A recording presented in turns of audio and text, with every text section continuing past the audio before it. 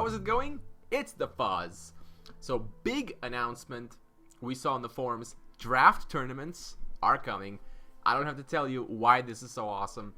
The idea that you can basically play what is essentially a trials tournament where they randomly draft a deck. Well, not randomly, but a deck that you just kind of put together against other people with decks they just put together. That's awesome because, well, you're going to have an entirely different experience this way, and it's really going to show as to who can put together a better deck with what they have. And in some cases, you'll get better options.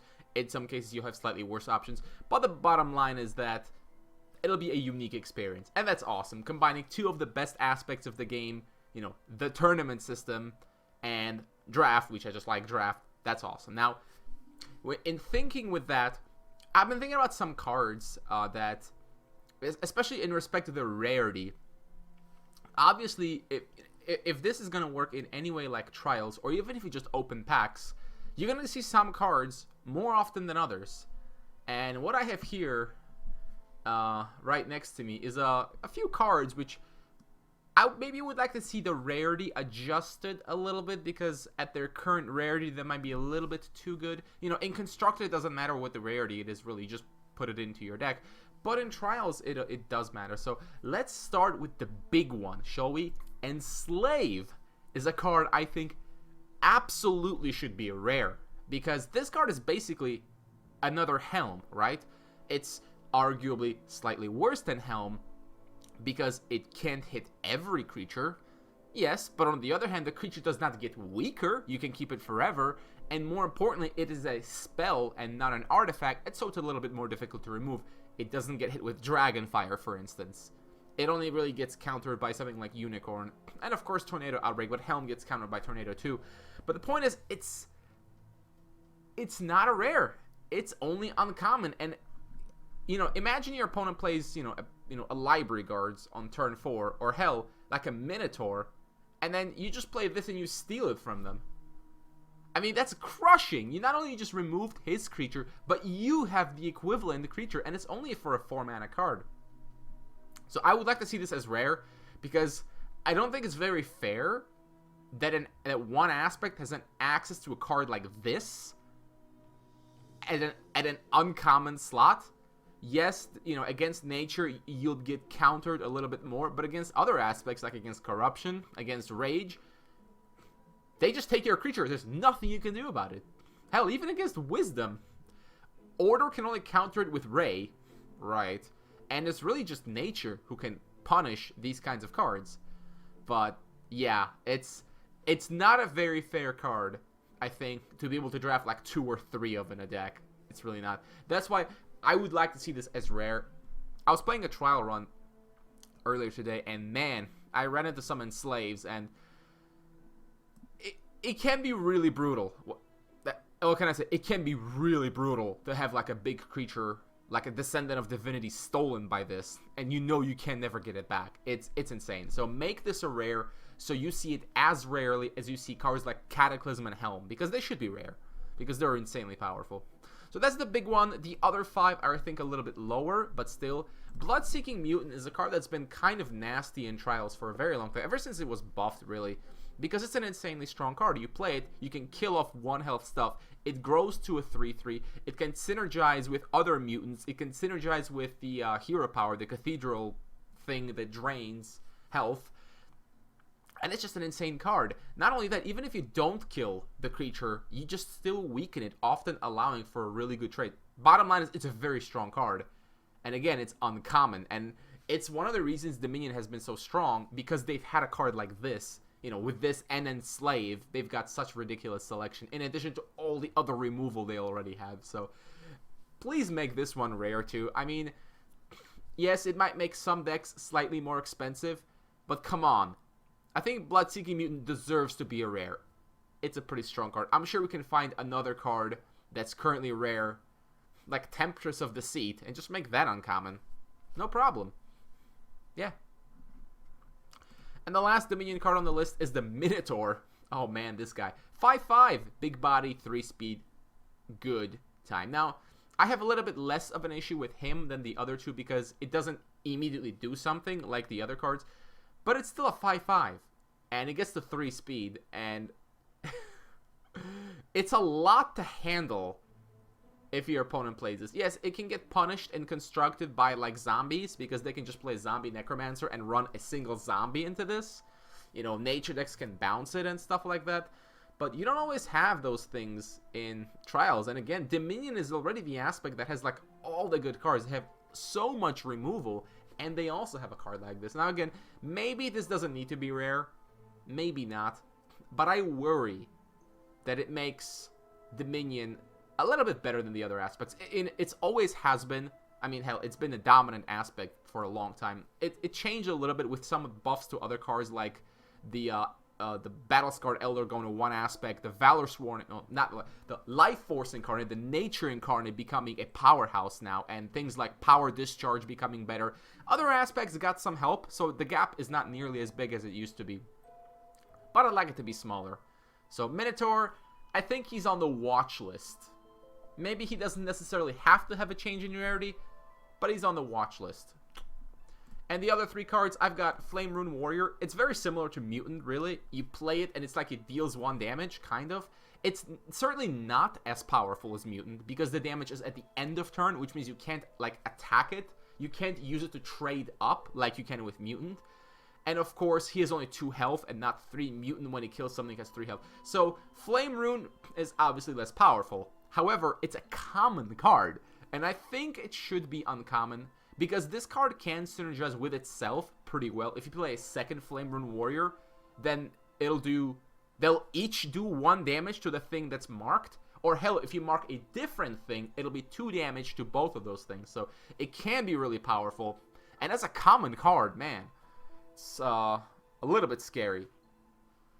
A little bit scary if you can draft several of these. But, again, not the same level as Mutant, which is why rare for this is completely unnecessary. I think as an uncommon, it would be fine. And then we just got corruption cards.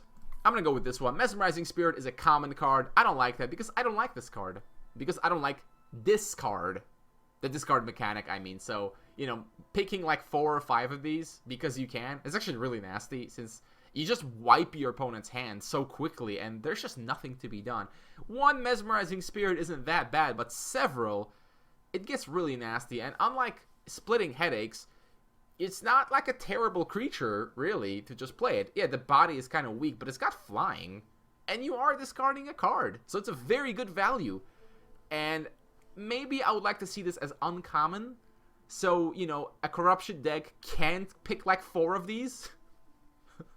Because playing against mass discard is very, very soul-crushing. So, yeah, let's maybe make it uncommon. Obviously not rare. That's completely unnecessary. And the last card, the recent MVP in Corruption, the Death Curse Shaman. This card's been seeing a lot of play, and it's not very surprising considering its effect is so strong. Same thing, it's a common for what is a really strong effect. I really think this card could easily be rare. It easily could be rare because compared to the zombie survivor, yes, it's a little slower, but when it dies, it casts Noxious Fumes instead of summoning Zombie Legionnaire. Noxious Fumes is a much better card than Zombie Legionnaire, and it allows this guy to trade with 3 3s. And if there are no good targets, just take 2 life from them. It's a great card. Now, I'm not saying it should be rare, but probably uncommon because, again, it's just a ridiculous 2-drop. And cards like this should be a little bit less common. And again, we could probably swap it around with something else that's currently uncommon, but pretty a whatever card.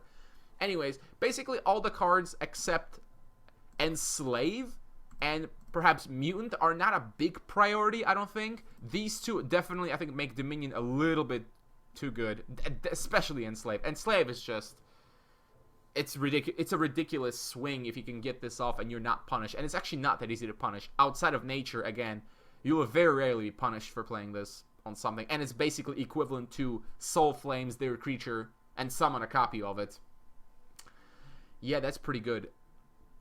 Some of the most devastating, of course, would be something like Descendant of Divinity, a 4/6. You play that, yeah, I got a big board, and then I just steal it from you. Yeah, that's pretty rough times. Even stealing a library guard is really nasty. Anyways, that's all I had to say for this one. Short video. I'm mostly just waiting to see this draft format because, let me tell you, I'm going to be playing that a lot. Constructed is fine and all. You know, the meta has improved a little bit because we have a bigger diversity of decks. But there are still things that bother me. But draft, you know, can be a really good experience. And I'd like draft and trials to become more popular because it is still really good. It's better than it's ever been. The balance between the aspect is better than it's ever been. Where you can play. I played like a red-green deck, and I did really well with it. Whereas normally, okay, you pick Dominion, you probably get 10 wins. You pick something else, hope you don't run into too much Dominion. But now you can pick almost any aspect combination, and it'd be great. Now, of course, some heroes are still terrible. That can't be helped. There's no way you can balance 18 heroes this way. Some will always be terrible. Some will always be really good.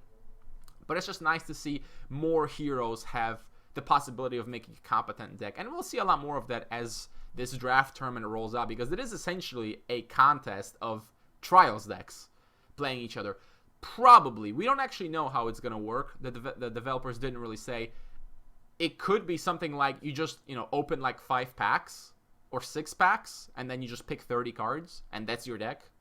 So that's a little bit more consistent than trials drafting, although not necessarily by that much. That could be cool. And it also remains to be seen as to what the prizes are going to be. Are they going to let us keep the cards that we draft? If we're buying these packs to draft with, I guess we're just keeping these cards. That's pretty cool. I mean, that could be a really nice way to fill your collection as well. Anyways, I know good things are coming. The roadmap looks really promising. After this, we're getting the campaigns. Oh no, first is like the tutorial improvements. That's going to be cool. The campaigns plus mini expansion in early January or something like that. That's also going to be a really big deal. But anyways, things are looking up.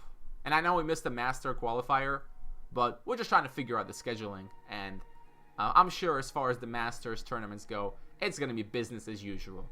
Until I know more about these tournaments, or maybe you find out something in the forums, I'll see you. Oh, also, let me know if there's any other cards you think should have their rarity adjusted. Are there any cards that you think are OP in trials that should be less common? And, okay, Cataclysm, I know, but it's a rare. You can't really make it epic. Probably shouldn't be epic, so it's already rare. Maybe it should just have like an occurrence penalty where you see Cataclysm very rarely. Because, yeah, if you draft a deck with like 2 Cataclysm, that's pretty ridiculous.